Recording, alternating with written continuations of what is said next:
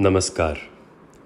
ना. ह. पालकर जी द्वारा रचित पुस्तक डॉक्टर हेडगेवार चरित्र पुस्तक श्रृंखला का भाग 21, जिसका नाम है यवतमाल के विद्यागृह में प्रवेश, आप सभी के सामने प्रस्तुत है। रामपायली की इस यात्रा में ही उन्होंने नारियल के कटोरे में बम बनाने का प्रयत्न किया तथा पुलिस चौकी के पास रात्रि के 9 बजे एक धमाका कर दिया। कर धरकर अलग हो जाने की दक्षता उनमें भरपूर रहने के कारण अनेक दिनों उनके पीछे जांच की रगड़ा लगा रहने पर भी उससे कुछ अनिष्ट नहीं हुआ।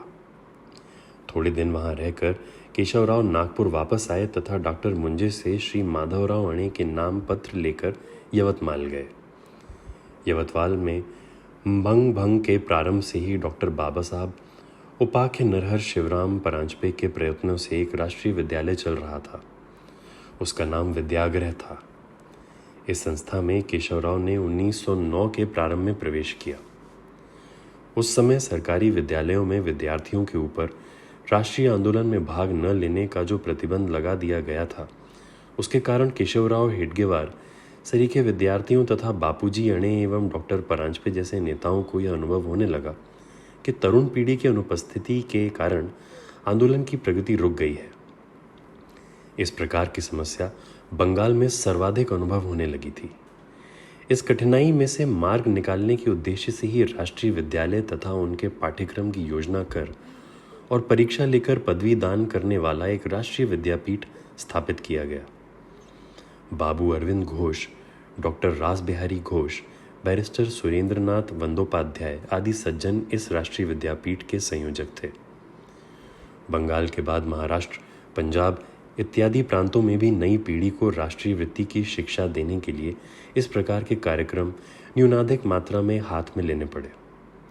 बरार में अमरावती का शिवाजी विद्यालय तथा यवतमाल का विद्यागृह इसी कल्पना को मूर्त रूप देने के लिए चलाए गए थे।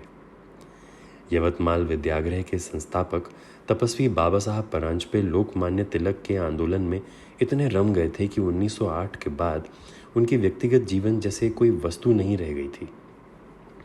यवतमाल जिले में विद्यागृह की कल्पना सामने आते ही उस जिले के लोगों ने धान्य और पैसा एकत्र कर उसे साकार किया। घर घर रखे हुए मटकों में लोग चाव से मुट्ठी भर अन्न डालते थे तथा उससे अनेक गरीब विद्यार्थियों की भोजन व्यवस्था होती थी। साथ ही जिले में वार्षिक 50 रुपये जमा करने वाले 50 तरुण तपस्वी परांजपे ने ढूंढ निकाले थे। इस पैसे से तथा अन्य दान की राशि से शिक्षकों की उपजीविका तथा विद्यागृह के अन्य खर्चे चलते थे। विद्यागृह के मुख्याध्यापक श्री दत्तात्रेय विष्णु आपटे लोकमान्य तिलक के स्नेह पात्र एवं एक निष्ठावान, त्यागी और सात्विक कार्यकर्ता थे। सन 1896 के अकाल निवारण आंदोलन में लोकमान्य ने उन्हें किसानों में जागृति करने के लिए देहात में भेजा था तथा उस संबंध में उन पर मुकदमा भी चला था। भाग 21 यहीं समाप्त होता है। भाग 22 के साथ कल यहीं भेंट होगी। धन्यवाद।